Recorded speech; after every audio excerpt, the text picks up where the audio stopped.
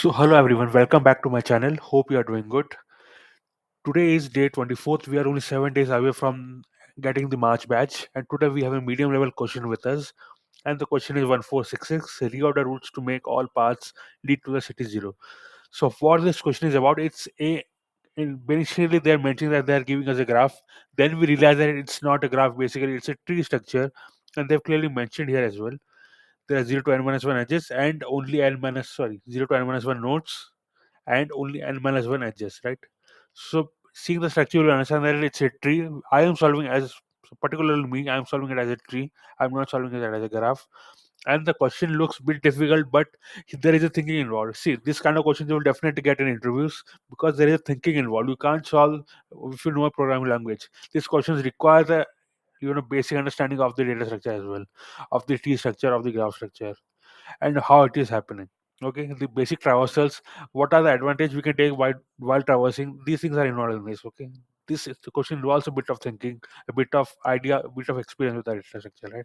Now coming to today's question. So yeah, this we are given n cities which are numbered from 0 to n minus 1, and it's guaranteed that there are going to be n minus 1 edges only, right? The edges are referred to as roads here.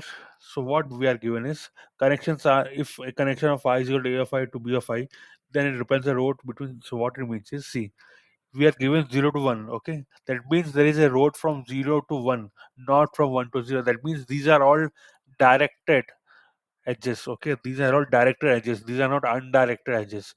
See, 0 to 1 means there is an edge from 0 to 1. See, don't consider these red color lines. Okay, for now you can just like forget about them, only consider the black colored lines. Okay, 0 to 1 means there edge from 1 to 0 to 1. Okay, 1 to 3 means there edge from 1 to 3. And see this case, this is the trick here.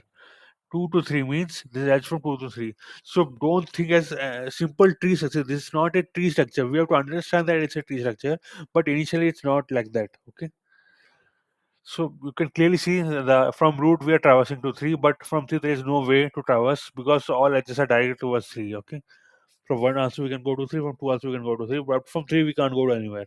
So this is the scenario given here. What they are asking here is, your task is to reorient some of the roads such that each city can visit the city 0.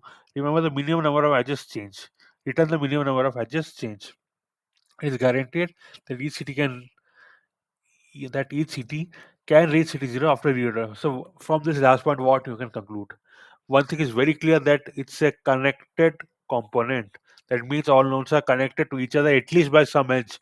That edge may not be, see, I cannot from 3 I cannot reach anywhere. That is fine. That's why we are asked to reorient the routes, right? That is fine. But if we consider all edges as a undirected one, in that case the whole component will be a fully connected one. From the last point, this thing is very very clear. So we don't have to think about any unconnected components here while writing the answer. Okay. First thing is clear that it's a fully connected component. Next thing is, this is the ask of the question. You have to return we have to reorient some of the roads such that each city can visit the city 0. So, for example, I am at node 2, right? From node 2, I can come to node 3. That is very perfectly fine. No need to change this edge. But from node 3, I cannot go to node 0, or I cannot go to any node which is near to node 0. That means I will have to change this edge. This red edge will come now, and this black edge will be removed. So, from 3, I can come to 1. Now I am at 1, I have to go to 0 or anything near to 0. I cannot go because of this black edge.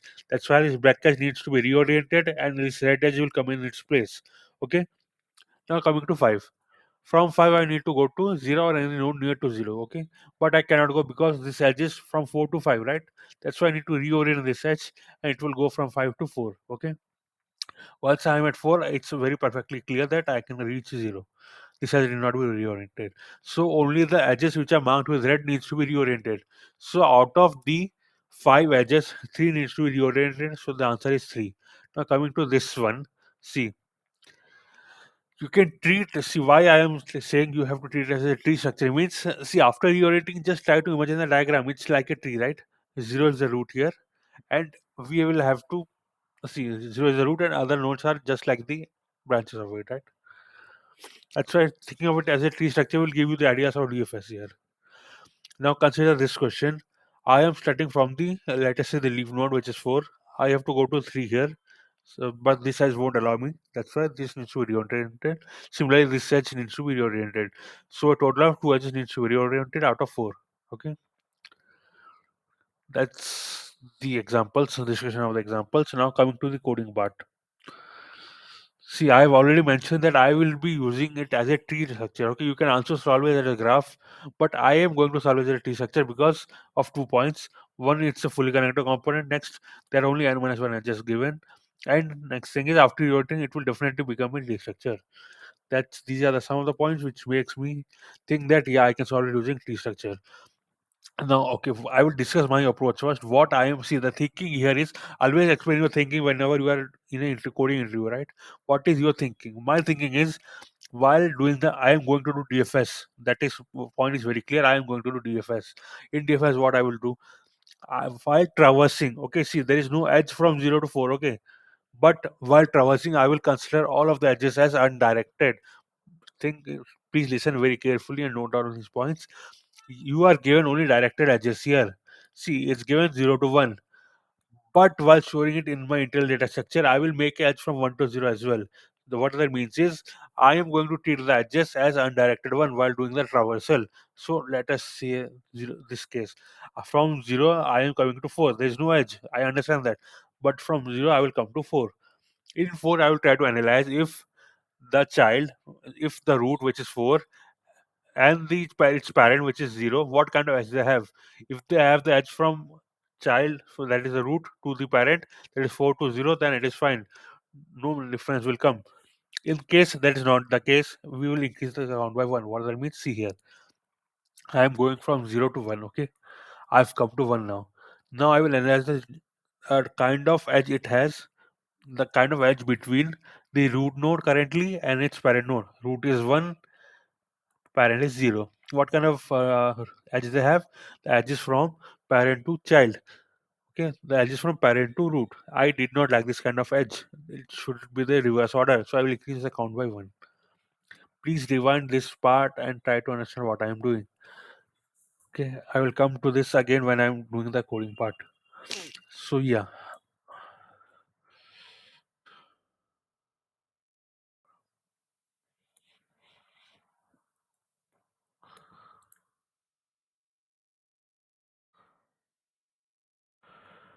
I am creating a dictionary for edges, right?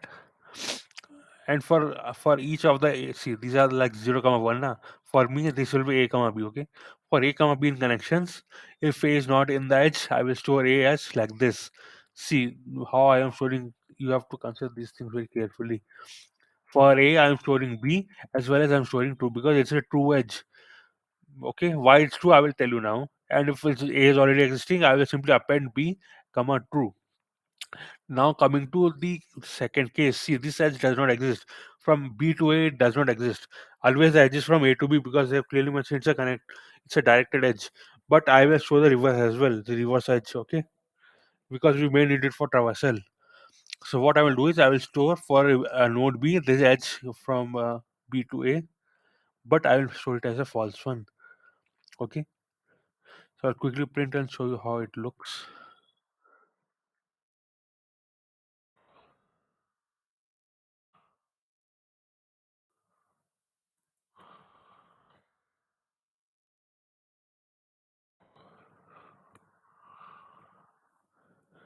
So yeah, for this example, you can clearly see from starting from 0, I have edge towards 1, that is true, but I have edge towards 4 from 0 to 4, that is false.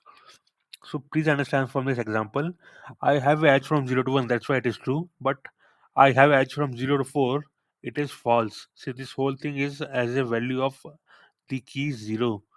Okay, from 0 I have edge towards 1, which is true, but I have edge towards 4, that is false. Okay, similarly for 1, I have edge towards 0, it is false. Okay, from 1, I have edge towards 0, it is false.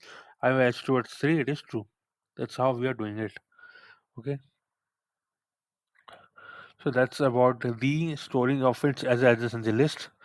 This is how we are storing an adjacency list. You can create a matrix and do, but I am using it as a dictionary and I'm doing it. Okay. Now I will. This is going to be my answer at last. See in my DFS what I'm doing. I will have the root at the same time I will have the parent node. Okay. Then I will go to the values of the root in the dictionary edge. So I for I comma j in edge of root. See what are the values in for any value in the edge dictionary. It's the see b comma 2 means there is edge from the root to the node b and it is 2. Okay, that's what it is. So I will tell to which node it is connected to. They will tell whether it's true or false, whether it's a like a really existing edge or it's not existing one. Okay, so j is a true false value, I is the node's value. Okay, if see this part is very very clearly you need to see. If okay, if I is the parent node, that means there is a node from the current root to its parent, then come inside this part. If j is false, if j is false means I will show you the diagram. From for example, I am at 1, 0 as its parent. I am checking if this is if I is equal to parent, that means if I have node towards the parent and if it is false, in that case I need to increment the count by 1. See, in this case, what you can see, in this case, it will be a count of 1. What it means, I am at 1, right? Root is 1, parent is 0, parent is 0. If I is equal to parent, that is, yeah, it's a parent. And if j is false, that means this node does not exist, right? That's why count will be incremented by 1. Yeah. See, if for all nodes other than the parent, I am going to do dfs of I comma root. That means go down further. If I am at 1, it will go further to 3. If I am at 3, it will go further to 2. I will quickly show you that as well, like how the values are getting when.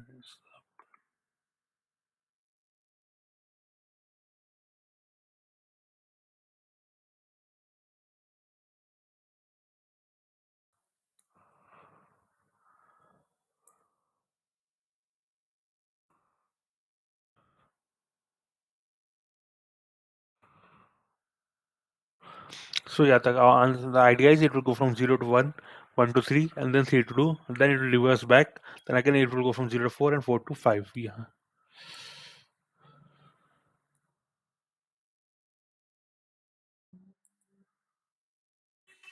So that's all about this question. Now coming to space and time complexity.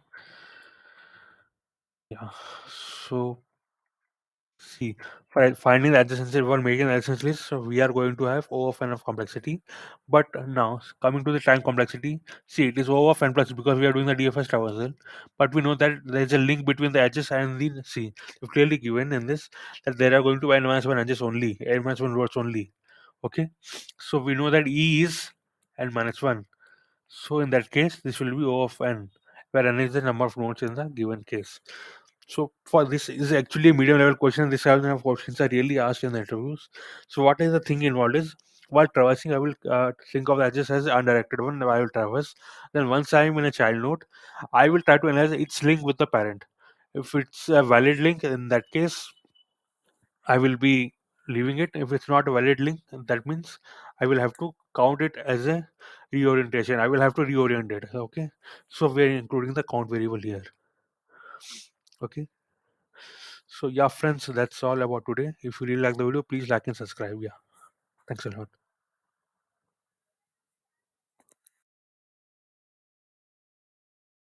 Yeah, one more thing to mention when we are starting this thing.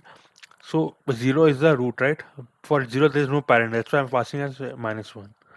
So yeah, that was all. Thanks a lot.